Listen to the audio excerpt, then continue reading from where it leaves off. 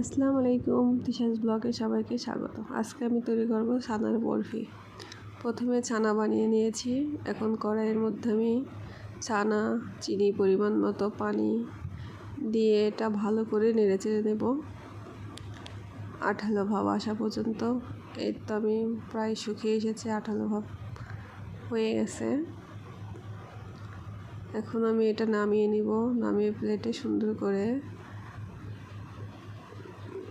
চেপে রাখতে হবে, বরফির মতো শেপ দিতে হবে। আমি এই ভিডিওটা নিতে ভুলে গিয়েছিলাম। এই তো দেখতে পাচ্ছেন আমার বরফি রেডি, আমি কেটে নিয়েছি।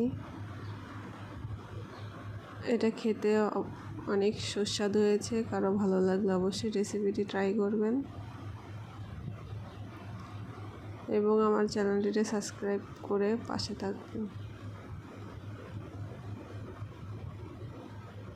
আল্লাহ হাফিজ।